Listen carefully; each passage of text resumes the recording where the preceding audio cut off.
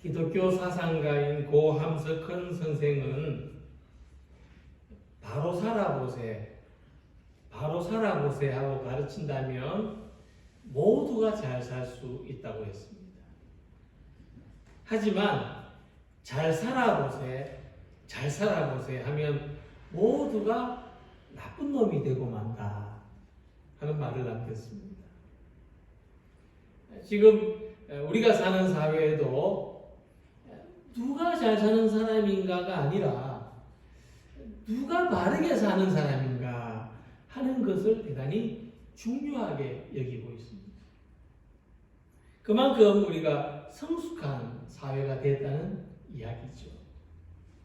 그래서 시편 1편에서는 복 있는 사람에 대해서 이렇게 소개합니다. 복 있는 사람은 악인들의 꾀를 따르지 아니하며 죄인들의 길에 서지 아니하며 오만한 자들의 자리에 앉지 아니하고 오직 여호와의 율법을 즐거워하여 그의 율법을 주야로 묵상하는도다. 그러니까 이 말씀을 간략하게 정리하면 복 있는 사람은 하나님과의 관계에서 바르게 사는 사람.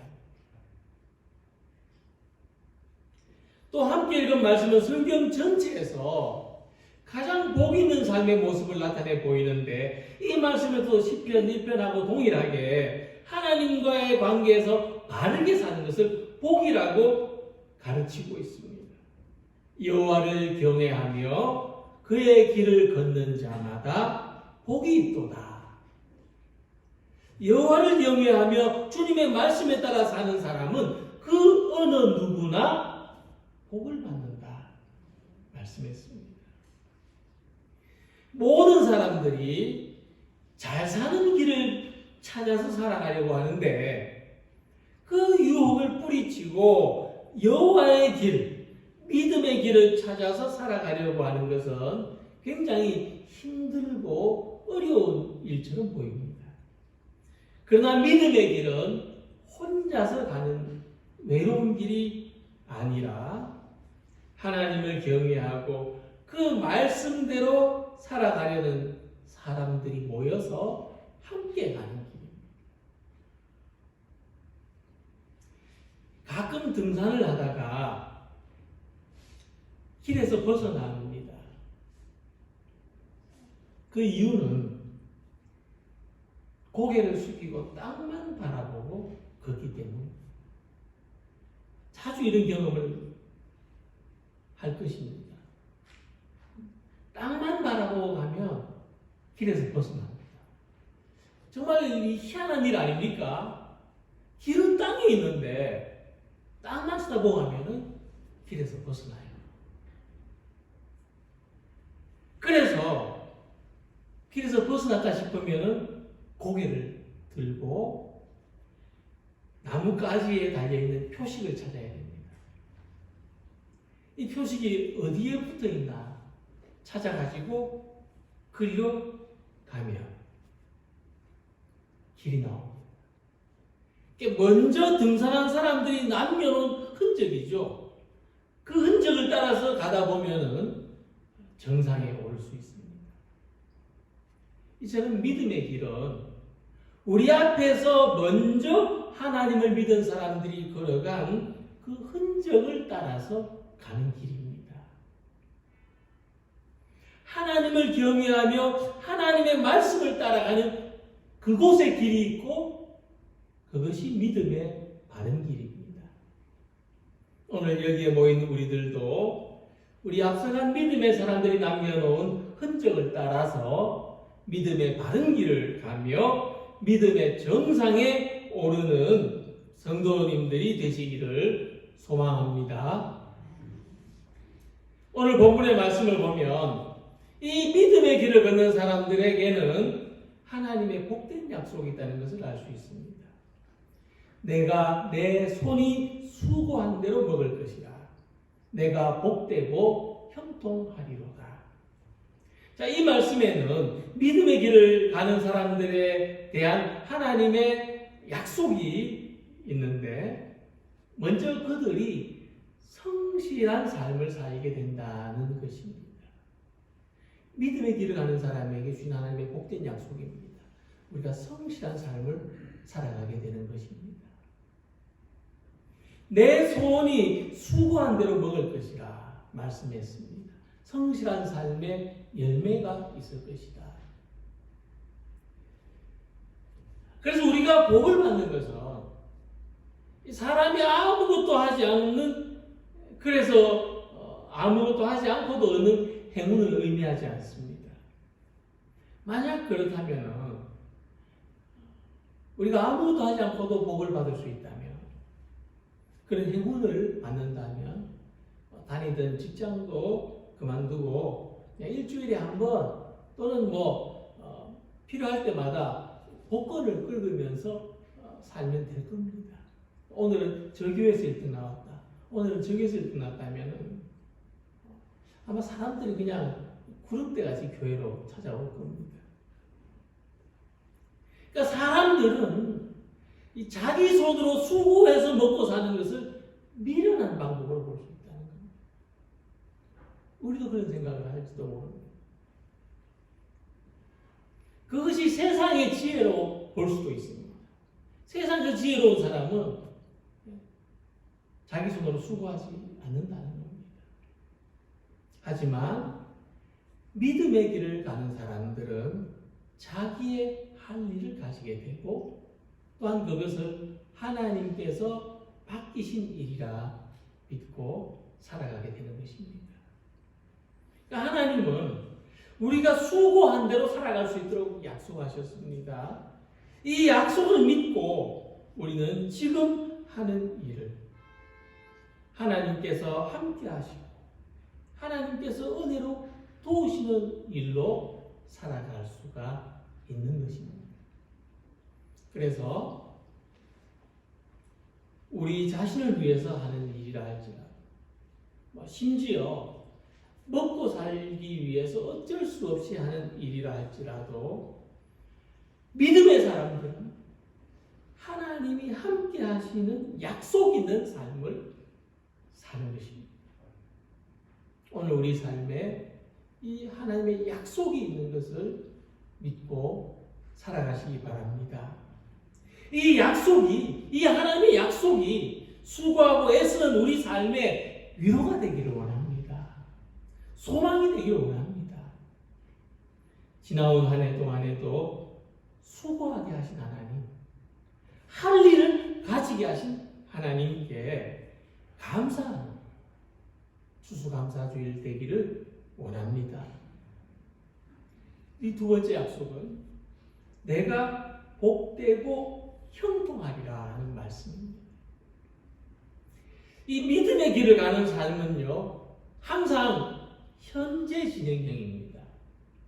사도 바울은 내가 이미 얻었다 함도 아니고 또 앞으로 주어질 것을 막연히 기대하는 삶도 아니며 지금 그 표들을 향해서 달려가는 중이라고 말씀했습니다. 믿음의 삶은, 믿음의 길은 지금도 꾸준히 걸어가야 하는 길입니다. 우리 일상입니다. 그런데 하나님은 이 길의 끝에 복되고 형통함이 있다 약속하셨습니다. 이 순례자의 길을 생각하면은 그 순례의 길이 얼마나 고단하고 험난하겠습니까마는 그 끝에는 복되고 형통함이 있다는 것입니다. 지금 이 시대를 사는 사람들은 포모 증후군을 가지고 있다 말합니다. 이 포모 증후군은 뭐냐 하면 소외되는 것에 대한 공포감이라고 합니다. 내가 소외될 것 같은 공포감. 다른 사람들은 다 좋은 기회를 잡는데 나는 그 기회를 못 잡을 것 같은 두려움. 그래서 홈쇼핑에서도 보면은 대박 상품, 다시 없을 조건, 이런 글자가 나옵니다. 품절 임박 이러면 지금 안 사면 안 될 것 같은 마음을 불러일으킨다는 거예요. 믿음의 길을 가는 사람에게도 이런 두려움이 있습니다. 주일에 다 출근하고 일하고 윗사람한테 잘 보이려고 또 같이 운동도 가지고. 근데 우리가 교회 와서 예배 드리고 있으면 경쟁에서 도태되고 손해를 볼 것 같은 불안감. 손님 다 떨어지고 단골 떨어질 것 같은 불안감. 그런 마음이 든다는 겁니다. 그래서 우리는 이 믿음의 길을 가는 데 대해서 확신을 가지지 않으면 안 됩니다. 하나님께서 믿음의 길을 가는 사람들에게 복되고 형통하게 하신다고 약속한 말씀을 믿으시기 바랍니다. 신앙생활 열심히 해서 신앙생활 잘해서 손해되었다는 사람 아무도 없었습니다. 주일 잘 지켜서 직장 잃거나 망한 사람 없었습니다. 오히려 신앙생활 열심히 해서 잘된 사람들이 얼마나 많은지 모릅니다. 세상의 셈법으로는 오히려 손해를 봐야 정상인데 끝은 그 반대였다는 것입니다. 왜냐하면 우리의 끝에는 복되고 형통함이 있기 때문입니다. 히브리서 12장 1절 2절에서 말씀하기를 이러므로 우리에게 구름같이 둘러싼 흔한 증인들이 있다 그랬습니다. 우리 앞서 믿음의 길을 걸어간 사람들이 그것을 증명해 보였습니다. 믿음의 사람들이 복되고 형통하다는 것을 그들이 먼저 그 길을 걸어갔고 증명해 보였고 구름같이 흔한 사람들이 있습니다. 우리는 무엇을 두려워합니까? 하나님의 복은 환경에 좌우되는 것이 아니라 믿음으로 말미암아 우리 영혼이 가진 내적인 힘에 좌우됩니다. 하나님의 복은 우리 영혼에 가진 내적인 힘입니다. 우리가 이 힘이 강하면 강할수록 그 복이 풍성하고 충만합니다. 모든 것이 복으로 변화될 수 있습니다. 하나님은 우리들을 복되고 형통하게 하신다 약속했습니다. 하나님의 약속을 믿고 오늘도 성실하게 믿음의 길을 걷는 성도님들이 되시기를 소망합니다. 두 번째로 하나님을 경외하며 그 말씀대로 사는 사람들은 복된 삶을 누린다고 했습니다. 내 집 안방에 있는 내 아내는 결실한 포도나무 같으며 내 식탁에 둘러앉은 자식들은 어린 감람나무 같으리로다. 하나님을 경외하는 사람은 그 가정이 복을 받아서 번성하고 화목하게 된다 그랬습니다. 이러한 복을 받는 사람의 가장 모델은 아브라함입니다. 아브라함은 하나님의 복을 받아서 그들의 자녀가 복되고 땅을 기업으로 얻고 또 이웃과 주변에 복을 나누어주는 사람이 됐습니다. 그 삶의 근원에 이런 말씀이 있습니다. 아브라함이 여호와를 믿으니 여호와께서 이를 그의 의로 여기시고 아브라함이 하나님을 믿으니 하나님 그것을 의롭게 여기시고 그들로부터 복이 흘러나오는 삶을 살아가게 하신 것입니다. 이 축복의 삶을 오늘 본문에서 말씀하고 있습니다. 유대인들의 삶에는 세 가지의 소중한 나무가 있는데 포도나무와 감람나무와 무화과나무. 이 포도나무는 석회질의 땅에서 자라지만 이 석회질을 흡수해서 이 물을 흡수해서 열매를 맺고 건강한 음료를 제공해 줍니다. 그래서 물을 마시는 것보다 포도즙과 그것을 오래 보관하도록 발효시킨 포도주로서 모자라는 수분을 채웁니다. 그래서 포도나무는 생명을 상징합니다. 생명수예요. 감람나무는 척박한 땅에서도 무수한 열매를 맺습니다. 그래서 음식을 만들 때 사용하는 기름을 생산해냅니다. 감람나무는 풍요로움과 번성함을 상징합니다. 무화과나무는 그 열매를 말려서 기운을 돋고 허기를 보충하는 양식으로 사용합니다. 그러니까 밀은 농사를 짓고 이렇게 추수를 하고 해야 되지 않습니까? 그러나 무화과나무는 그 열매를 말리기만 하면 양식으로 쓸 수 있는 그런 나무. 때로는 상처에 바르는 약으로도 사용됩니다.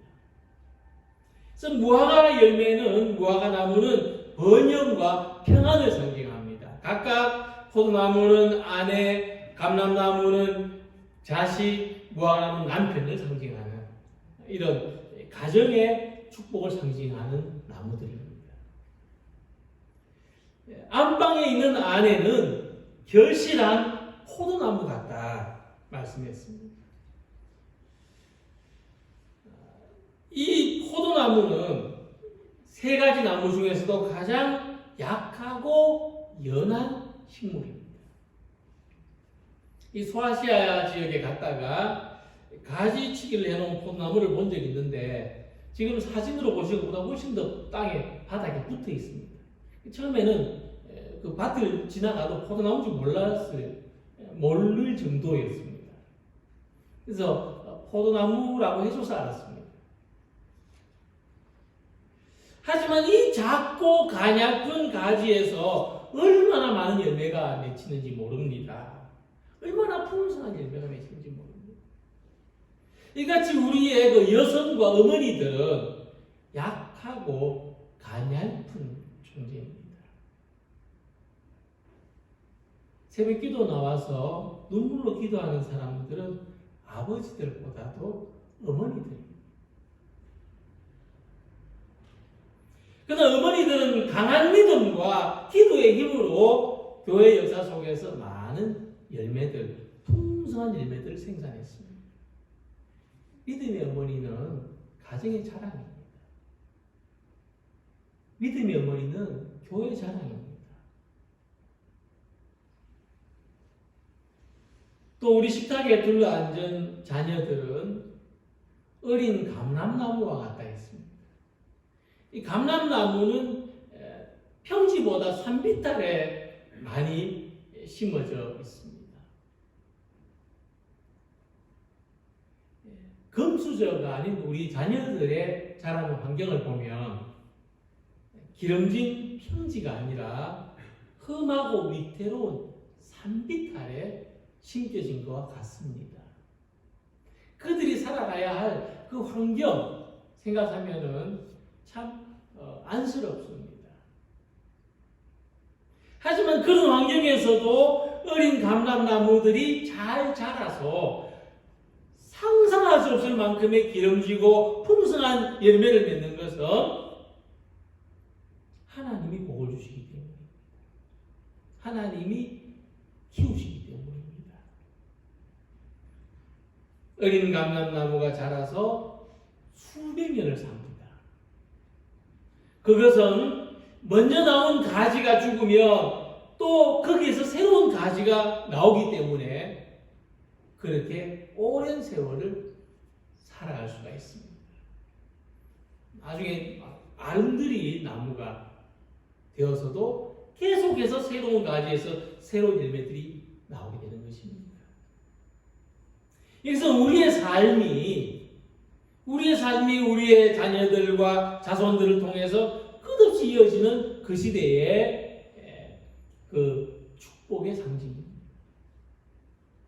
이렇게 우리는 구체적인 증거를 통해서 우리 모든 가족들이 하나님 안에서 복된 삶을 소망할 수 있다는 말씀입니다. 그러므로 가족들 가운데 어떤 사람은 아직 연약하고 가냘픕니다. 또 어떤 사람은 아직도 보살펴줘야 할 만큼 어립니다. 그러나 하나님을 경외하고 하나님의 말씀대로 행하며 믿음의 길을 가는 사람은 그 누구든지 복된 삶을 약속하셨습니다. 생명의 열매와 기름진 복이 따르게 되는 것입니다. 이 축복이 점점 더 풍성해지는 것입니다. 우리를 통해서 세상 속으로 충만하게 스며드는 것입니다. 그러므로 오늘의 현실에 절망하지 말고 믿음으로 살아가는 성도들이 되시기를 소망합니다. 우리의 가정, 우리의 가족들, 또한 우리의 자녀와 자손들에게 하나님의 충만한 복이 임하여 이어지기를 소망하면서 믿음의 길을 가는 우리 모두가 되시기를 기원합니다. 창세기를 보면 특별한 삶의 모습이 있습니다. 복을 쫓아다닌 삶이 아니라 복이 쫓아오는 삶을 산 사람이 있습니다. 그 사람이 누구냐면 이삭입니다. 이삭은 흉년 때문에 블레셋 지방에 가서 살게 됐는데 그곳에서 농사를 지어가지고 많은 수확을 얻었고 그 지역 사람들이 시기할 만큼 부자가 됐습니다. 그리고 가는 곳마다 우물을 팠는데 파는 곳마다 물이 나왔습니다. 우리나라처럼 물이 많은 나라도 지하수 관정을 뚫으려면 한 6, 7군데는 시축을 해야 거기에서 물이 나온다는 이야기를 들은 적이 있습니다만은 이삭은 파면 파는 데로 물이 나왔어요. 이게 어떤 확률이냐면은 땅 위에서 땅 속에 있는 수맥을 볼 수 있어야 됩니다. 그래야 파면 파는 대로 물이 나올 수가 있는 거죠. 이만큼 이삭은 복이 따라왔습니다. 하는 것마다 잘 되고 형통했습니다. 그가 이렇게 형통했던 이유가 창세기 26장 12절에 있습니다. 여호와께서 복을 주셨기 때문이다. 이렇게 생각해 봅니다. 다른 말로 표현할 방법이 없어요. 뭐 이삭이 지질하게 뛰어났다든지, 이삭이 어떤 수완이 뛰어났다든지, 선견짐이 있다든지, 이런 거 설명이 안 돼요. 하나님께서 복을 주시지 않고는 그렇게 살 수가 없다. 그리고 이삭이 가는 곳마다 복을 받았던 그 이유가 뭘까? 창세기 26장 25절 보면 이런 말씀이 있습니다. 이삭이 그곳에 제단을 쌓고 여호와의 이름을 부르며 거기 장막을 쳤더니 이삭의 종들이 거기서도 우물을 팠더라. 이삭이 믿음의 길을 걸었던 사람. 가는 곳마다 제일 먼저 한 일이 뭐냐? 하나님을 예배하는 거예요.